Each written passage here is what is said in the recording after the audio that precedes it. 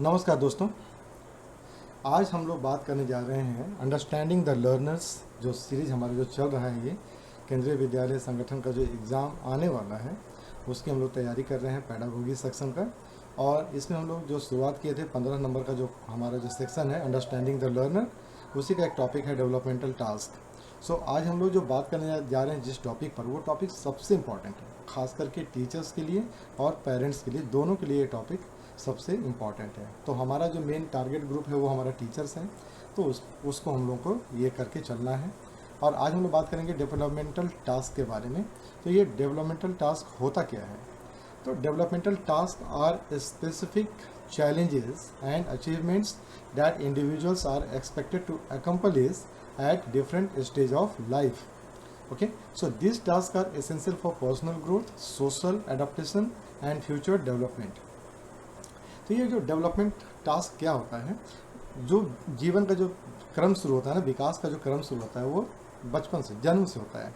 तो जन्म से लेकर, ठीक है, उसके बहुत वयस्क होने तक जो अलग अलग स्टेज है, उसका विकास का जो अलग अलग स्टेज है, उस स्टेज में वो जो चैलेंजेस फेस करता है, खास चैलेंजेस को फेस करता है और उससे जो अचीवमेंट प्राप्त करता है, ठीक है। और ये हर इंडिविजुअल के लिए अलग अलग होता है। और ये जो डिफरेंट स्टेज ऑफ लाइफ होता है ना, उसको जब आप फिनिश करते चले जाते हो ना, कंप्लीट करते चले जाते हो, ये जो माइलस्टोन होता है उसको आप माइलस्टोन मान के चलो कि जो अलग अलग स्टेज है वो माइलस्टोन है। तो जब आप हर माइलस्टोन को सक्सेसफुली कंप्लीट करते, पार करते चले जाते हो ना, तो ये कहलाता है विकासात्मक कार्य, यानी कि डेवलपमेंटल टास्क। और ये टास्क जो होता है वो सबसे एसेंशियल होता है व्यक्ति के पर्सनल ग्रोथ के लिए, उसका सोशल एडप्टेशन के लिए और उसका फ्यूचर डेवलपमेंट के लिए। तो हम जो आज बात करने जा रहे हैं वो इन्हीं सब डिफरेंट स्टेज के बारे में बात करेंगे कि हर स्टेज में क्या क्या होता है। और ये सबसे इम्पॉर्टेंट है, इससे क्वेश्चंस बहुत सारे आते हैं आपके एग्ज़ाम्स में। तो हाय फ्रेंड्स, मैं गणेश अरण्या आपसे स्कूल रैंकर्स की तरफ से आपके लिए मैं ये क्लास लेकर के आया हूँ। और हमारा ये जो उद्देश्य है वो ये है कि हम अधिक से अधिक संख्या में अपने जितने भी हमारे बच्चे हैं ना जो एग्ज़ाम में बैठ रहे हैं, उनको हम एक अच्छा कंटेंट प्रोवाइड कर सकें जो कि एनसीईआरटी बेस्ड हो और मतलब सॉलिड कंटेंट्स हो, जो कि आपको हेल्प कर सके आपके एग्ज़ाम को क्रैक करने में। तो हम लोग बात कर रहे थे डेवलपमेंटल टास्क के लिए। और डेवलपमेंटल टास्क का जो कॉन्सेप्ट था, वो कॉन्सेप्ट किसने दिया था? रॉबर्ट्स हैविग्स हर्स्ट ने दिया था। तो ये जो है हमारे पास रॉबर्ट्स जे हैविग हर्स्ट, इन्होंने क्या बताया? उन्होंने बताया कि प्रत्येक चरण में विकासात्मक कार्यों की सफल पूर्ति व्यक्ति को प्रसन्नता और आगे के कार्यों में सफलता प्रदान करती है, जबकि असफलता दुख और आगे की कठिनाइयाँ लाती है। तो ये जो हमारे रॉबर्ट जे हैविस हर्ट थे, इन्होंने क्या किया? इन्होंने बताया कि डेवलपमेंटल टास्क में जो सिद्धांत इन्होंने दिया था, जो अवधारणा इन्होंने प्रस्तुत की, इन्होंने बताया कि successful achievement of developmental task at each stage, her stage में जब आप सक्सेस कर जाते हो ना, उस टास्क को आप पूरा कर लेते हो, तब आपके अंदर में हैप्पीनेस आता है, खुशी मिलती है आपको, और आपका जो सक्सेस है ना वो आपको आगे बढ़ने के लिए मोटिवेट करता है। लेकिन साथ ही साथ फेल्यूर जो होता है ना, वो क्या करता है? आपको अनहैप्पी कर देता है, आपको मतलब दुख देता है और आपको आगे फ्यूचर में आपको आगे बढ़ने से रोकता है, डिफ़िकल्टीज देता है। तो हम लोग आगे चल के देखेंगे कि कौन कौन सा वो स्टेज है और एज वाइज जो डेवलपमेंटल टास्क होता है ना, जो आपका जो माइलस्टोन है वो कौन कौन सा आता है। सबसे पहला जो हमारा आता है वो आता है इन्फेंसी एंड अर्ली चाइल्डहुड। तो जो हमारा सबसे पहला आयु और विकासात्मक कार्य क्या होता है? Infancy and early childhood. और ये कहाँ से कहाँ होता है? 0 से लेकर 6 साल तक के लिए होता है। जब बच्चा जन्म लेता है उस समय से लेकर के 6 साल तक का जो अवधि है, ये 6 साल का, इसको हम लोग बोलते हैं infancy and early childhood face. तो इस फेस में क्या क्या होता है? इस फेस में जो बच्चा होता है ना, वो क्या करता है? हाथ पैर मारना शुरू करता है। जब बच्चा जन्म लेता है ना, तो आप देखेंगे कुछ दिन वो हाथ पैर मारना शुरू कर देता है, रोना शुरू कर देता है, ये सब सारे मूवमेंट होता है। लेकिन धीरे धीरे क्या होता है? लर्निंग टू वॉक, बच्चा जो है वो धीरे धीरे चलना सीखता है और खाना सीखता है और बोलना सीखता है, आपसे बात करना शुरू कर देता है।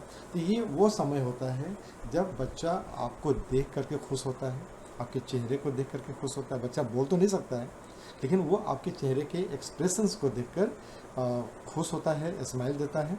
वो धीरे धीरे चलने की कोशिश करता है, लुढ़क लुढ़क कर चलने की कोशिश करता है, और खाने की भी कोशिश वो करता है। ठीक है, तो खाने में उसके लिए क्या होता है, आप देखते होंगे कि बचपन से लेकर 6 साल के बीच में वो दूध पीना शुरू करता है, धीरे धीरे वो खाना। तो उसको शुरुआत में क्या होता है, उसको दूध को निगलने में भी उसको दिक्कत होता है, यानी कि वहाँ से वो टास्क है उसके लिए निगलना भी टास्क है, वो बाहर गिर जाता है, उसको अंदर लेना भी नहीं आता है, लेकिन धीरे धीरे वो सीखता है।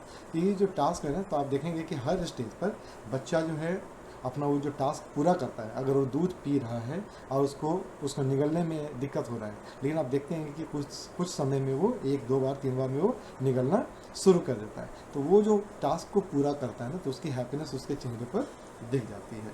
उसी तरह से वो बात करना शुरू करता है कि ये क्या होता है, वो इसका एक चरण है। तो इस स्टेज में, इस 6 साल के दौरान बच्चा जो है वो चलना, खाना और बोलना सीखना शुरू कर देता है। Developing basic motor skill. Motor कौशल, मोटर स्किल क्या होता है, उसके शरीर के हाथ पांव जितने भी हमारे जो है ना मूवमेंट्स, जहाँ से मूवमेंट्स होते हैं, उन सब शरीर के उन सभी अंगों को वो क्या करता है, इस्तेमाल करना सीखता है, और बेहतर तरीके से उसको इस्तेमाल करना सीखने लग जाता है। अब यहाँ पर हम लोग बात करते हैं ना कि मोटर स्किल में जैसे उसका माउथ आता है, ठीक है, वो माउथ से क्या होता है, जब पहली बार वो मम्मा मम्मा जब बोलता है ना वो, तो सामने वाले जितने भी लोग हैं, जब बच्चा बड़ा होता है तो जनरली बच्चा जो होता है वो 1 1.5 साल 2 साल के अंदर में वो बोलना शुरू कर देता है। तो जब वो पहला वर्ड बोलता होगा ना, मम्मा, तो ये जो बोलता है तो वो कितनी खुशी प्रदान देती है उसको। तो ये क्या होता है, ट्राई करता है, आ ऊ अलग अलग शब्द निकालता है, लेकिन एक दिन ऐसा आता है कि वो स्पष्ट उच्चारण शब्दों का करता है। ठीक है, उसी तरह से क्या होता है कि जो बच्चा होता है ना, वो शुरू में चलना शुरू करता है, लुढ़क लुढ़क के चलता है, कोशिश करता है, पलटने की कोशिश करता है, लेकिन वो पलटते पलटते धीरे धीरे उठने की कोशिश करने लग जाता है, और फिर वो धीरे धीरे उठने की कोशिश करते करते वो चलना शुरू कर देता है चारों हाथ पैर पर। और एक दिन क्या होता है कि वो चारों हाथ पैर पर चलते चलते वो खड़े होने की कोशिश करता है, और किसी भी चीज़ का सहारा लेकर वो खड़ा हो जाता है, और जब वो खड़ा होता है तो आगे की ओर चलने का शुरुआत कर देता है। और इसी समय क्या होता है कि वो 0 से 6 साल के बीच में वो चलने लग जाता है। तो एक प्रकार का उसका एक माइलस्टोन है जिसको वो धीरे धीरे पार करता है। ठीक है, इसी एज में, इसी आपका जो गैप है, जो आपका जो पूरा जो 6 साल की जो अवधि है, उसमें beginning of self control and toilet training. अब वो बच्चा क्या होता है, इसी दौरान सेल्फ कंट्रोल भी सीखता है कि कैसे खड़ा होना है, खुद से कैसे खड़ा होना है। तो वो क्या होता है, बेड को पकड़ के खड़ा होता है, चेयर को पकड़ के खड़ा होता है, या फिर दीवार के सहारे खड़ा होता है। ठीक है, और साथ ही साथ वो वहाँ पर उसको टॉयलेट ट्रेनिंग भी यहाँ पर शुरू हो जाती है उसकी, कि उसको मतलब कि टॉयलेट कैसे करना है, कहाँ करना है, कैसे करना है, कैसे बैठना है, क्या है, ये सारी चीज़ें उसे सीखनी पड़ जाती है, और वो बच्चा उसको धीरे धीरे सीखना शुरू कर देता है। Learning to relate emotionally with parents and sibling. ठीक है, यही वो अवस्था होती है जब बच्चा जो है आपका वो अपने पेरेंट्स से इमोशनली कनेक्ट होता है ना। मम्मा को देखकर मुस्कुराता है, मम्मा के फेस एक्सप्रेशन को आइडेंटिफाई करता है, और उसके एक्सप्रेशन से वो समझने की कोशिश करता है कि किस तरह का मूड है, यानी कि सामने वाले के मूड को पहचानता है, रिकॉग्नाइज करता है। साथ ही साथ अपने सराउंडिंग्स जितने भी मेंबर्स हैं उनको भी वो आइडेंटिफाई करता है, उनको भी रिकॉग्नाइज करना शुरू कर देता है, और उनके साथ भी अपना कनेक्शन करता है। ठीक है, वो अपने सिबलिंग्स के साथ में, सिबलिंग्स मतलब उसके जो बड़े भाई, छोटे भाई बहन हैं, जो भी हैं, उनके साथ भी वो अपना कनेक्शन वहाँ पर जोड़ना शुरू कर देता है, यानी कि उनके साथ वो इमोशनली अटैच होने लग जाता है।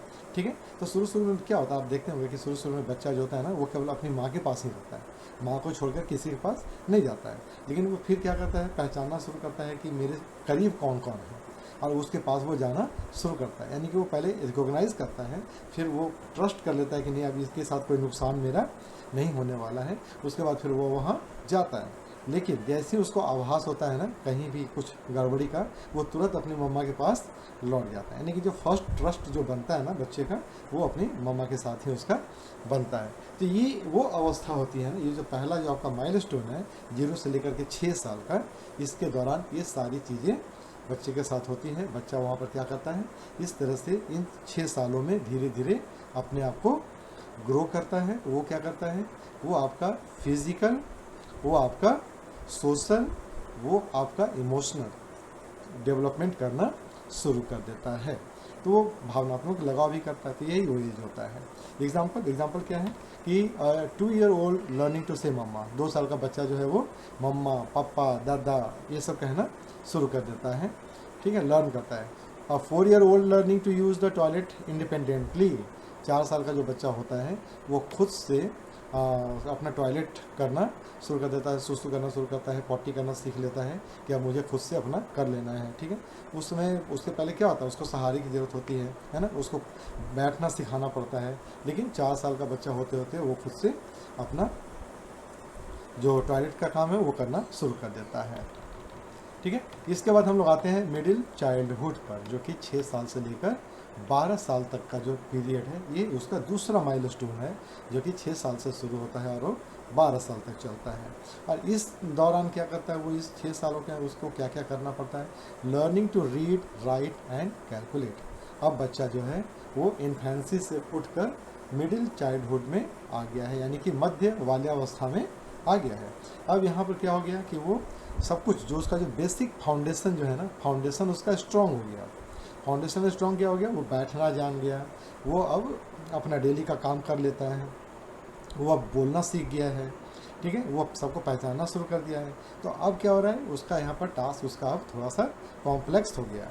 अब इस एज में उसका टास्क कॉम्प्लेक्स क्या हो गया, अब वो पढ़ना शुरू कर देता है, अब वो मात्रा पहचानना शुरू करता है, अक्षरों को देखता है, अब उसको लिखना शुरू करता है और कुछ कुछ जोड़ घटाव गुणा भाग भी करता है। तो यहाँ पर उसका टास्क थोड़ा सा कॉम्प्लेक्स होता है, यानी कि जटिल होने लग जाता है। तो ये वही जो एज होता है ना, यहाँ पर उसका एक डेवलपिंग होता है सेल्फ डिसिप्लिन, यानी कि उसके अंदर एक सेल्फ डिसिप्लिन की भावना भी आती है। अब सेल्फ डिसिप्लिन की भावना क्या आती है कि मुझे कहाँ जाना है, बाहर जाना है, नहीं जाना है, क्या करना है, क्या नहीं करना है, ये सारी चीज़ें उसमें आ जाती हैं।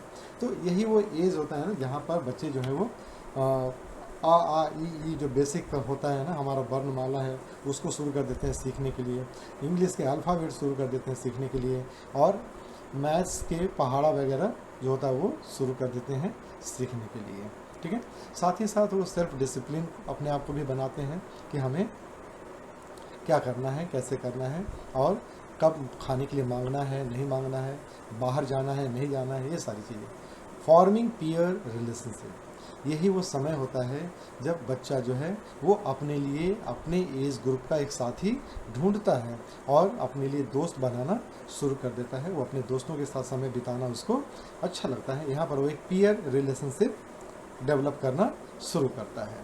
लर्निंग जेंडर्स रोल, अब यहाँ पे क्या होता है, वो जेंडर रोल आइडेंटिफाई करता है, यानी कि जब बच्चा 10 साल का, 9 साल का, 10 साल का होता है ना, तब वहाँ पर उसको जेंडर रोल आ जाता है, उसको महसूस हो जाता है कि मैं कौन हूँ, मैं लड़का हूँ, मैं लड़की हूँ, और लड़का हूँ तो लड़कों जैसा काम करना है, लड़की हूँ तो लड़की जैसा काम करना है। यहाँ पर वहाँ पर उनको जेंडर के अनुसार उनको समझ में आ जाता है, जेंडर सेंसिटिविटी आ जाती है इसके अंदर में, वो अपने जेंडर के अनुसार रोल करना शुरू करता है। उसे मालूम है कि मैं लड़का हूँ तो मुझे पैंट शर्ट टी शर्ट ही पहनना है, मुझे स्कर्ट नहीं पहनना है। उसी तरह से लड़कियाँ जो हैं वो भी अपने अनुसार जो है उनको पता चल जाता है कि मुझे क्या पहनना है। और ये सारी चीज़ें कहाँ से आती हैं, वो अपने पीयर्स से सीखते हैं, वो अपने घर के पेरेंट्स से सीखते हैं, और उनको ये पता चलता है। तो वो सीख रहे हैं, कहीं ना कहीं से वो सीखते हैं इन चीज़ों को, और यहाँ पर वो अपना एक जेंडर स्पेसिफिक रोल जो होता है वो अपना निभाना शुरू कर देते हैं। Developing a conscious and morality, ठीक है, यहाँ पर वो नैतिकता और विवेक, कॉन्शियस, अपने कॉन्शियस को वो यूज़ करना शुरू कर देते हैं। साथ ही साथ मोरालिटी, मॉरल वैल्यू भी डेवलप करना शुरू करते हैं। यानी यहाँ पर बच्चे जो है ना वो अपने विवेक से काम करते हैं। अगर आप 6-7 साल 7 साल 8 साल के बच्चों को अगर आप कहीं बहकाओगे ना कि चलो मेरे साथ मैं चॉकलेट दूंगा, तो आज के समय में बच्चे नहीं जाते हैं। क्यों? क्योंकि वो अपना कॉन्शियस यूज़ करता है कि नहीं, मुझे इस स्ट्रेंजर के साथ जाना है बाहर या फिर नहीं जाना है, तो वो अपने विवेक का इस्तेमाल करना शुरू करते हैं। जो छोटा बच्चा होता है ना, 6 साल से छोटा होता है, उसको आप कहीं भी लेके जा सकते हो, लेकिन जैसे ही बच्चा जो होता है 7-8 साल का हो जाता है, आप उसे बरगला नहीं सकते हो, ठीक है। क्यों? क्योंकि उनका जो कॉन्शियस माइंड होता है वो डेवलप कर रहा होता है, और उसे अपने अच्छे भले बुरे की पहचान होने लग जाती है कि कौन इंसान अच्छा है मेरे लिए, कौन बुरा है मेरे लिए। वो जेस्चर और expression, face expression, body language धीरे धीरे सीखना शुरू करते हैं। साथ ही साथ इस एज में बच्चों के अंदर में नैतिकता का विकास होता है, ठीक है। वो कहीं भी सीखते, वो स्कूल में सीखें, अपने घर में सीखें, अपने पीयर्स के साथ सीखें, अपने सिबलिंग के साथ सीखें, वो सीखने लग जाते हैं कि कौन सा काम अच्छा है, कौन सा काम बुरा है, ईमानदारी क्या होता है, कौन सी चीज़ मुझे लेनी चाहिए, कौन सी चीज़ किसी की है। वो अपने पराये जिसका भी सामान होता है उनके बारे में वो वहाँ पर लर्न करना शुरू कर देते हैं। इसका एग्जाम्पल यहाँ पर है कि 7 साल का बच्चा पहाड़ा सीख रहा है, ठीक है, और जो बच्चा होता है 7 ईयर का, वो क्या करता है, मल्टीप्लाई करना सीख रहा है, टेबल्स बनाना सीख रहा है। उसी तरह से क्या होता है कि जो 10 साल का एक बच्चा होता है ना, वो एक अच्छे दोस्त के साथ समय बिताना शुरू कर देता है, वो अपने पेरेंट्स के साथ छोड़ देता है। यानी कि यही वो समय होता है जब वो पेरेंट्स के साथ कम रहता है, अपने नए नए दोस्तों के साथ बाहर निकलता है, सामाजिक परिवेश में वो घुस जाता है। तो ये क्या होता है, एक दूसरा माइलस्टोन होता है जहाँ बच्चा घर से निकलकर पहली बार समाज में जाता है, बच्चों अपने जैसे लोगों के बीच में जाता है, और वहाँ पर जाकर के वो डिसिप्लिन, मोरालिटी, कॉन्शियस माइंड और रिलेशनशिप्स, इन सब चीज़ों को वहाँ पर वो सीखता है। तीसरा जो स्टेज आता है वो आता है एडोलेसेंस। तो एडोलेसेंस का जो पीरियड होता है ना, ये सबसे खतरनाक और सबसे ही जटिल जिसको बोलते हैं ना, ये समय होता है 12 से 18 साल का, किशोरावस्था जिसे हम लोग बोलते हैं। और इस ग्रुप में इस दौरान जो होता है ना, ये जो पीरियड है ना, इस पीरियड में बहुत सारे शारीरिक परिवर्तन होते हैं, ठीक है, और यहाँ पर माइंड में भी बहुत सारे परिवर्तन होते हैं। और यहाँ पर जो ये रोल होता है, यहाँ पर इनका सेंस डेवलप होता है, और यही वो समय होता है जहाँ पर बच्चे अपने भविष्य के लिए रास्ते या भविष्य के लिए गोल का निर्माण करते हैं, गोल को चूज़ करते हैं। तो ये सबसे ज़्यादा जटिल समय होता है पेरेंट्स के लिए भी, टीचर्स के लिए भी और बच्चों के लिए भी। इसी समय में बच्चों और पेरेंट्स दोनों को, खास करके पेरेंट्स और टीचर्स को सबसे ज़्यादा केयरफुल होना चाहिए, और वहाँ पर उन्हें बच्चों को गाइड करना चाहिए। और इस एज में, इस दौरान, इस एडोलेसेंस पीरियड में अगर बच्चों को अच्छा गाइडेंस और एक अच्छा मेंटरशिप मिल जाता है तो बच्चे अपने भविष्य को अच्छा बना लेते हैं। तो क्या क्या टास्क होता है इनका, accepting ones body and gender role. इस एज में बच्चों में शारीरिक परिवर्तन हो जाता है, लड़का हो या लड़की हो, और ये क्या करते हैं, अपने बॉडी में होने वाले डेवलपमेंट को वो एक्सेप्ट करना शुरू कर देते हैं, ठीक है। बच्चों में भी कुछ दाढ़ी मूंछ आने लग जाता है, उनकी आवाज़ भारी हो जाती है, और वो उनका शरीर बड़ा हो जाता है ना, वो आकार में भी बड़े हो जाते हैं। और लड़कियों में भी उसी तरह से डेवलपमेंट होता है, वो चोटियाँ बनाने लग जाती हैं, ठीक है, बहुत सारी चीज़ें उसमें होती हैं। तो ये दोनों के दोनों जो है ना, वो अपने अपने जेंडर रोल को आइडेंटिफाई कर लेती हैं, पहचान लेती हैं, और उसके अनुसार वो एक्सेप्ट करके अपना काम करना शुरू करते हैं, अपने रोल को वो प्ले करते हैं। Developing emotional independence from parents, यही वो एज होता है ना जब बच्चे जो होते हैं ना, वो इंडिपेंडेंट हो जाते हैं। किस चीज़ से, इमोशनली जो होते हैं ना, वो इंडिपेंडेंट हो जाते हैं, यानी कि अब वो पेरेंट्स पर निर्भर नहीं रहते हैं। अगर इस एज में अगर पेरेंट्स जो हैं फ्रेंड्स का रोल नहीं निभा रहे हैं, मम्मी पापा दोनों में से कोई भी, तो बच्चे जो होते हैं वो पेरेंट्स से कट जाते हैं। यानी उनका जो इमोशनल अटैचमेंट पेरेंट्स के साथ होता है वो एक हद तक रहता है, लेकिन बहुत सारी बातें जो होती हैं वो बच्चे अपने पेरेंट्स के साथ शेयर नहीं करते हैं। तो यही वो समय होता है जो सबसे ख़तरनाक समय होता है। ये इसमें सभी का रोल सबसे ज़्यादा इम्पॉर्टेंट होता है। तो अभी क्या होता है कि उनका जो इमोशनल इंडिपेंडेंस जब डेवलप करता है ना, तो बच्चे क्या करते हैं, खुद से डिसीजन लेना शुरू करते हैं, और बहुत सारी बातें ऐसी हो जाती हैं जो अपने पेरेंट्स से भी शेयर नहीं करते हैं या शेयर करना नहीं चाहते हैं, ठीक है। अगर पेरेंट्स का रोल यहाँ पर पॉजिटिव होता है और बच्चे के सबसे करीब होते हैं, तब एक जो रिलेशनशिप बनता है, जो सही गाइडेंस मिलता है बच्चे को, वो उसके डेवलपमेंट के लिए सबसे ज़्यादा ज़रूरी होता है। अगर हम अपने आसपास के, खास करके मैं चूँकि बिहार से हूँ, तो मैं अगर यहाँ की फैमिली की बात करूँ तो मैंने ये देखा है बहुत सारे घरों में कि जो इस एज ग्रुप के जो बच्चे होते हैं ना, वो अगर उनको अपने पापा से बात करना हो तो वो क्या होता है, भाई या मम्मी चलते हैं, ठीक है। अगर पापा से बात करना हो तो डायरेक्ट बात करने में उनको झिझक होने लग जाती है, वो संकोच करते हैं, और वो अपनी मम्मी के थ्रू पापा तक अपनी बात को पहुंचाते हैं, ठीक है। अब इसी में क्या होता है कि ये जो गैप आता है ना, ये जो गैप आता है उसके पीछे क्या होता है, उसके पीछे होता है इमोशनल इंडिपेंडेंसी। यानी कि बच्चे जो होते हैं वो इतना स्वतंत्र हो जाते हैं, उनको लगता है कि मैं जो सोच रहा हूँ या मैं जो चाहता हूँ वो चीज़ मेरे पेरेंट्स या जो मेरे पापा हैं वो उसको एक्सेप्ट करेंगे या नहीं करेंगे। ठीक है, ये जो फियर होता है उनका, ये जो उनका कन्फ्यूज़न होता है, ये सबसे ज़्यादा डेंजर होता है। तो यही वो टाइम होता है जहाँ पर बच्चे जो होते हैं ना वो अपनी आइडेंटिटी को तलाशते हैं। ये समय बहुत ख़राब होता है, ये अपनी आइडेंटिटी को तलाशते हैं, अपने फ्रीडम्स को सर्च करते हैं। ये आइडेंटिटी क्राइसिस जो यहाँ पर होता है बच्चों के साथ में, वही इस गैप का कारण बनता है। तो यहाँ पर दोनों को बहुत ज़्यादा अलर्ट होना चाहिए, पेरेंट्स को भी और टीचर्स को भी।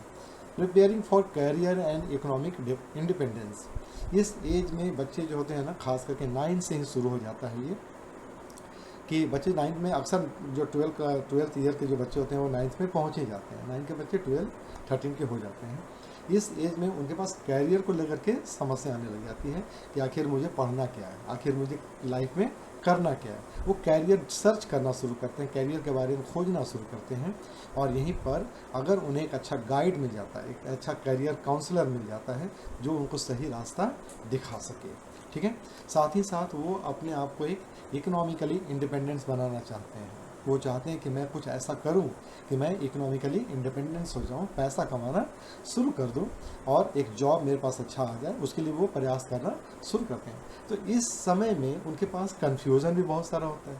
इस समय में यही वो समय होता है जहाँ से वो एंजाइटी की तरफ बढ़ जाते हैं। अगर कन्फ्यूज़न है और सॉल्यूशन नहीं मिला तो वो एंजाइटी का रूप ले लेता है, ठीक है। यही वो समय होता है जहाँ पर अगर उनका कैरियर गोल, ठीक है, गड़बड़ा गया या उसने गलत चूज़ कर लिया, ठीक है, एबिलिटी और इंटरेस्ट के अनुसार उनका नहीं रहा, तो वो गलत रास्ते पर चल जाते हैं, जहाँ से लौटना उनके लिए थोड़ा सा तकलीफदेह हो जाता है। तो इस समय में उनको एक कैरियर काउंसलर की ज़रूरत बहुत पड़ती है। साथ ही साथ एक सुलझे हुए पेरेंट्स की ज़रूरत पड़ती है और एक अच्छे टीचर की भी ज़रूरत पड़ती है जो उनके लाइफ को स्मूथली उनको इस माइलस्टोन से बाहर की ओर पहुँचाए, यानी कि अगले पड़ाव तक उनको ले जाएं, उनको पहुँचा दें। तो ये उनके लिए बहुत ज़्यादा इम्पॉर्टेंट हो जाता है।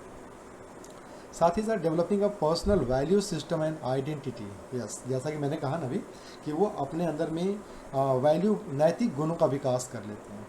वो अपने एक लाइफ का अपना एक प्रिंसिपल बना लेते हैं, सिद्धांत अपना बना लेते हैं कि नहीं भैया मुझे झूठ नहीं बोलना है, नहीं मुझे घूस नहीं लेनी है, मुझे करप्ट वाला कोई भी काम नहीं करना है। इस तरह से वो अपने लाइफ के लिए एक मॉरल बना लेते हैं, एक मॉरल वैल्यू डेवलप करते हैं और अपने लिए, अपने जीवन के लिए एक सिद्धांत प्रतिपादित करते हैं और उसी सिद्धांत को वो फॉलो करते हुए आगे की ओर बढ़ते हैं। साथ ही साथ इस समय में उनके पास एक आइडेंटिटी क्राइसिस का भी समय आ जाता है कि नहीं मुझे लोग पहचाने, लोगों के अंदर मैं बीच में पॉपुलर हो जाऊं, लोग मुझे पहचानें और मुझे भी रिकॉग्नाइज करें। और इनके अंदर में एक लालसा होती है जिसे हम बोलते हैं आइडेंटिटी क्राइसिस को फील करना। तो आइडेंटिटी के लिए सब कुछ छटपट आता है कि मुझे भी 10 लोग जाने, यार मुझे भी सब कुछ बोले, मुझे भी रिकॉग्नाइज़ करें, मैं कहीं भी जाऊं तो लोग बोले अरे देखो आ रहा है वो। तो ये सारी चीज़ें वहाँ पर उनको डेवलप करती हैं और उनके अंदर में ये चीज़ आ जाती हैं। तो आज के परिवेश में अगर आप इसको देखेंगे ना एडोलेसेंस ये को, तो मैं देख रहा हूँ कि आप भी देखते होंगे, मैं क्या आप भी देख रहे हैं इसको, कि मोर देन 80% बच्चे ऐसे हैं जो बिल्कुल ही भटक चुके हैं और वो एंजाइटी से फुल्ली इफ़ेक्टेड है, वो एंजाइटी से ग्रसित हैं, वो कहीं ना कहीं पर उनको ये महसूस हो रहा है। और उसी में से अगर कुछ ज़्यादा हो जाता है तो वो क्या हो जाता है, एंजाइटी से वो आपका डिप्रेशन में कन्वर्ट हो जाता है। जैसे कि आप अगर देखते हैं इसी एज ग्रुप में बच्चे रील्स बनाना शुरू करते हैं, सोशल मीडिया से बहुत ज़्यादा अटैच हो चुके हैं और वहाँ पर उनकी आइडेंटिटी कैसे शुरू होती है, रात को वो एक रील्स डालते हैं और सुबह उठने के साथ ही सबसे पहले वो चेक करते हैं कि कितने लोगों ने इसको लाइक किया, ठीक है, कितने लोगों ने इसे सब्सक्राइब किया। तो ये जो होता है ना वो किस लिए होता है, क्योंकि उन्हें आइडेंटिटी चाहिए, है ना। वो आइडेंटिटी कहाँ से मिलता है, उनको फॉलोअर्स से मिलता है। So number of followers means a strong identity. और यही जब फेल होता है ना, ये जब नहीं मिलता है, तब क्या होता है, उनके अंदर में एंजाइटी और डिप्रेशन अपने आप आने लग जाता है। और यही कारण होता है कि यहाँ पर पेरेंट्स का रोल सबसे ज़्यादा इम्पॉर्टेंट होता है, जो उनको पहचाने, समय रहते जो होता है उनको आइडेंटिफाई करना पड़ता है, ठीक है। तो अभी अक्सर मैं देखता हूँ कि कोटा के बच्चे जो हैं क्या क्या कर रहे हैं, और यहाँ पर पेरेंट्स का क्या रोल है। अब पेरेंट्स भी बहुत सारे ऐसे होते हैं ना जिनको काउंसलिंग की ज़रूरत होती है, ठीक है। तो अभी मैं खुद ही देख रहा था ना कि कोटा के एक बच्चे जो हैं वो पिछले 2 महीने से रूम में बंद था और स्विगी और जोमेटो से खाना मंगा कर खा रहा है और सारे रैपर्स को अपने घर में ही फेंक दिया, यानी कि जो उसका जो कचरा है वो घर में ही रूम में ही रखे हुए हैं, ठीक है। वो तो लोगों को जब पता चला उन्होंने रूम को खुलवाया तो देखते हैं कि बच्चा जो है फुल्ली डिप्रेस्ड है, वो डिप्रेशन में है वो, ठीक है। तो वो तो समय रहते लोगों ने उसको आइडेंटिफाई किया, पकड़ लिया, लेकिन यहाँ पर उनके पेरेंट्स का रोल क्या था। पेरेंट्स ने डिनाई कर दिया उसको एक्सेप्ट करने से कि नहीं, उसको घर नहीं आने देना है, उसको वहीं रहना है, पढ़ना है। तो यहाँ पर पेरेंट्स को भी जानना पड़ेगा, समझना पड़ेगा और उनको काउंसलिंग की सबसे बड़ी समझ होनी चाहिए, यानी कि हर पेरेंट्स को एक अच्छा काउंसलर भी होना चाहिए, उनको भी काउंसलिंग की ज़रूरत है कि आप किस समय में आपको क्या क्या काम करना है। तो ये सबसे डेंजर जो पीरियड होता है ना, यही होता है, सबसे ख़तरनाक समय होता है ये। यहाँ पर बच्चे बनते हैं और यहीं पर बच्चों का भविष्य बिगड़ता भी है, ख़त्म भी होता है, ठीक है। तो इसका एक एग्जांपल बहुत अच्छा यहाँ पर दिया हुआ कि 15-year-old choosing a stream in school, science और आर्ट्स। एक 15 साल का जो बच्चा है ना, वो क्या करता है, चूज़ करता है कि हमें क्या करना है, साइंस में जाऊँ या फिर आर्ट्स में जाऊँ, क्या लेना चाहिए मुझे। तो यहाँ पर क्या होता है, काउंसलर, टीचर्स और पेरेंट्स तीनों उसको हेल्प करते हैं इसको चूज़ करने में। A teenager developing an interest in a future profession. एक टीनेजर जो होता है वो क्या करता है, उसके अंदर में डेवलप हो जाता है क्या, इंटरेस्ट, कि मुझे भविष्य में क्या करना है, हीरो बनना है, साइंटिस्ट बनना है ना, आर्मी मैन बनना है, टीचर बनना है, क्या बनना है, ठीक है। तो वो यहाँ से वो अपना वो डिसाइड करना शुरू करता है और सही गाइडेंस इसके फ्यूचर को बना देता है। और गलत गाइडेंस जो होता है या फिर बिना गाइडेंस का जो होता है ना, ये बच्चे जो क्या होते हैं, बिना गाइडेंस का क्या होता है, मतलब गाइडेड रॉकेट की तरह इधर उधर उड़ते रहते हैं और फिर पता नहीं कहाँ जाकर टकरा जाते हैं। होता है ना कि अगर बिना डायरेक्शन का, बिना इंस्ट्रक्शन का अगर रॉकेट छोड़ दिया जाए हवा में तो वो रॉकेट क्या होगा, ठीक है, वो रॉकेट क्या होगा, जहाँ मन तहाँ जाकर लग जाएगा।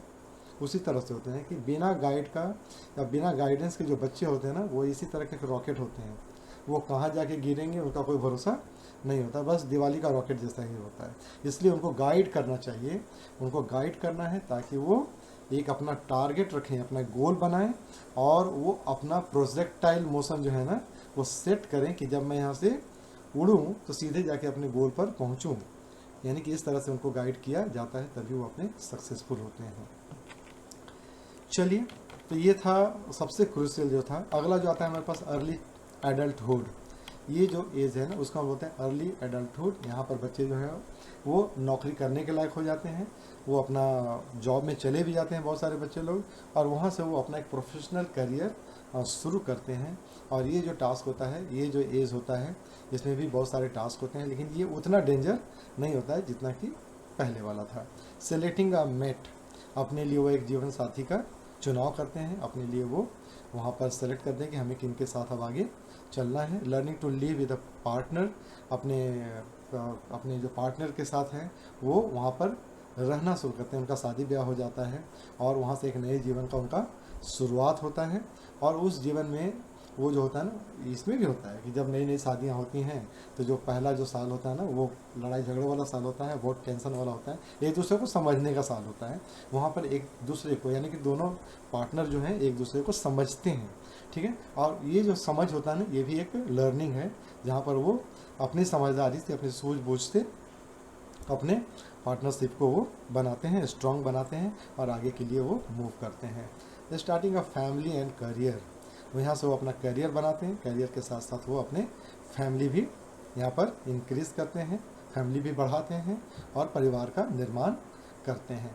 मैनेजिंग होम एंड रिस्पॉन्सिबिलिटीज़, ठीक है, यही वो समय होता है ना जब बच्चे जो होते हैं वो अपना घर संभालना शुरू कर देते हैं, घर की जिम्मेवारियों को मतलब उठाना शुरू कर देते हैं, उसको पूरा करना शुरू कर देते हैं और रिस्पॉन्सिबिलिटीज़ इनके ऊपर में आ जाती है जिसको ये पूरा करते हैं। और ये वहाँ पर, लेकिन चूंकि इनका जो पहले का जो फाउंडेशन स्ट्रॉन्ग रहता है ना, तो ये जो सफ़र होता है, ये जो आपके पास 18 से 30 का जो सफ़र है, ये बहुत ही आसानी से स्मूथ निकल जाता है।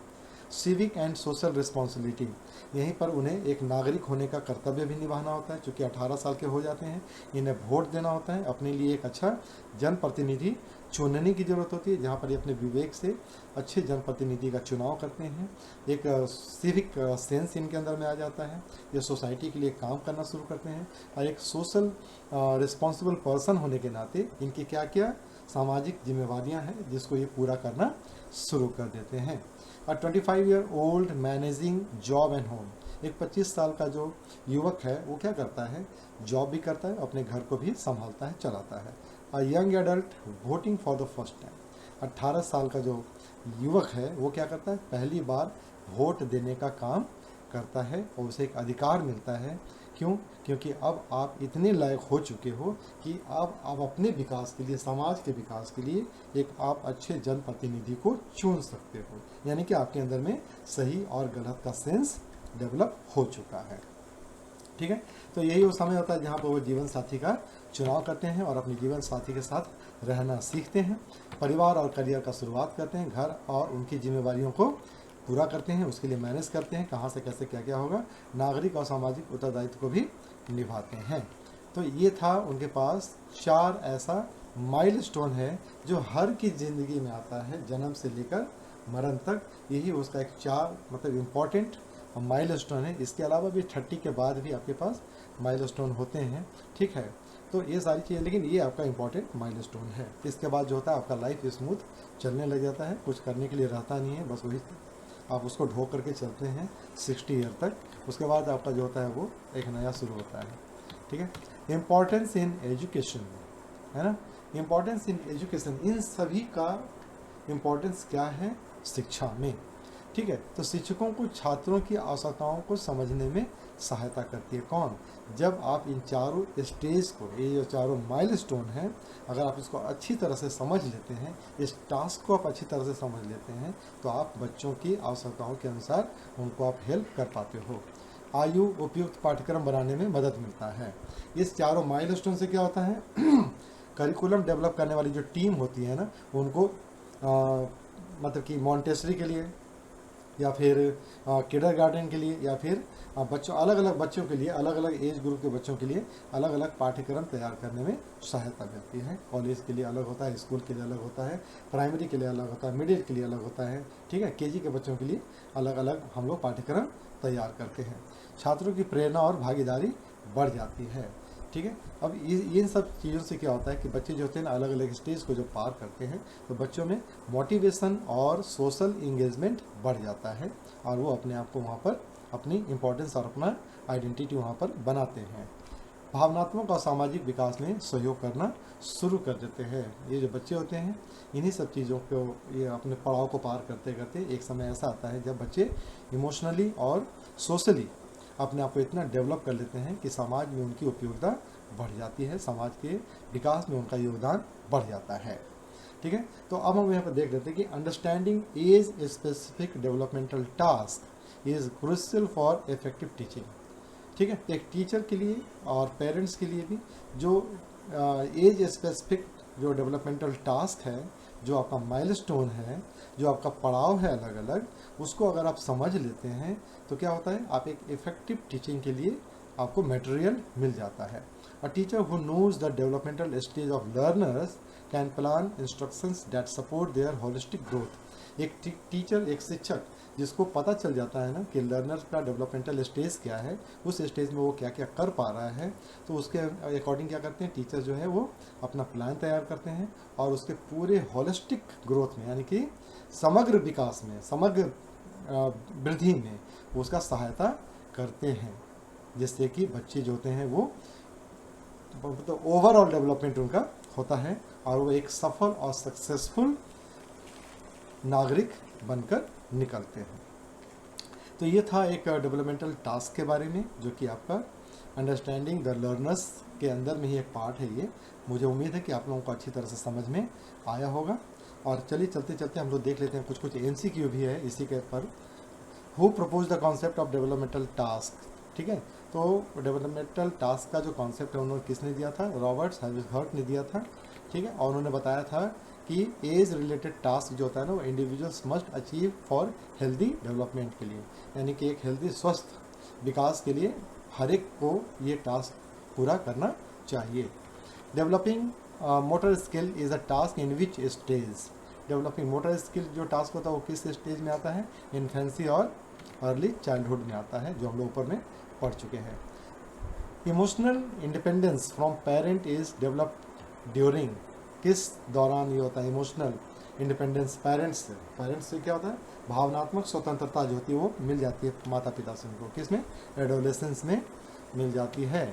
यहाँ पर क्या होता है, tin start seeking emotional autonomy and identity during adolescence, बच्चे क्या होते हैं इमोशनल रूप से वो फ्री हो जाते हैं। अब वो कहाँ बात करते हैं, घर पे बात नहीं करते, अपने दोस्तों से बात करते हैं कि यार मेरे साथ ये हो रहा है, क्या करें, घर में बात नहीं, क्यों, क्योंकि वहाँ पर वो इमोशनल ऑटोनोमी उनके अंदर आ जाता है कि मैं सब कुछ संभाल लूँगा, मुझे सब कुछ आता है, घर में किसी से नहीं पूछ रहे हो, वो अपने दोस्तों से पूछना शुरू करते हैं और अपने आइडेंटिटी वहाँ पर वो बनाना शुरू कर देते हैं दोस्तों के बीच में ही।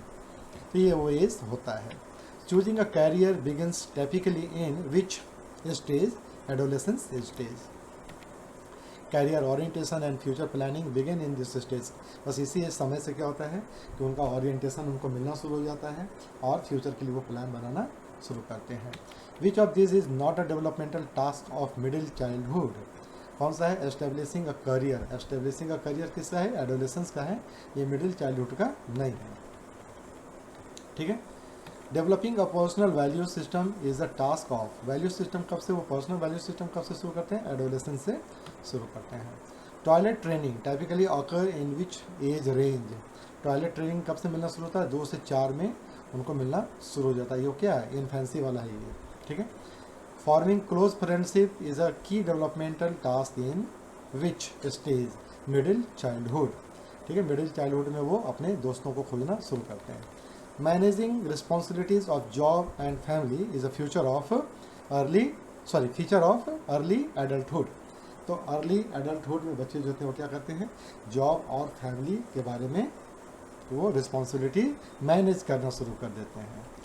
Accepting body image occurs in, ठीक है, शरीर की छवि को स्वीकार करते हैं, किस एज में, एडोलेसेंस में, उनके अंदर जो परिवर्तन हो रहा है उसको वो एक्सेप्ट करना शुरू कर देते हैं और उसके अकॉर्डिंग जो स्पेसिफिक उनका जो बिहेवियर होता है वो भी वहाँ पर निकल कर बाहर आ जाता है। शर्माना शुरू कर देती हैं लड़कियाँ, लड़के भी जो होते हैं वो भी थोड़ा सा अलग बिहेव करना शुरू कर देते हैं, तो ये सारी चीज़ें होती हैं। तो आज के लिए बस इतना ही। आप लोग स्कूल रैंकर्स चैनल को लाइक कीजिए, सब्सक्राइब कीजिए, अपने दोस्तों के साथ शेयर कीजिए और अच्छा लगे तो कमेंट ज़रूर लिखिएगा। आपका जो कमेंट होता है ना वो मेरे लिए बॉर्नवीटा का काम करता है, ठीक है, और यही बॉर्नवीटा जो होता है ना मुझे बूस्ट करता है, एनर्जी लाता है मेरे अंदर कि मैं आपके लिए और भी अच्छा कंटेंट्स लाऊं।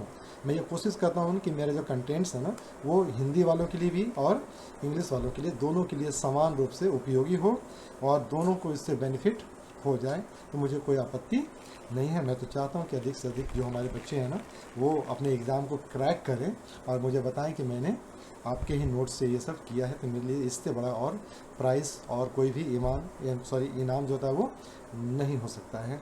तो चलिए आप लोग बस पढ़ते रहिए। Happy learning.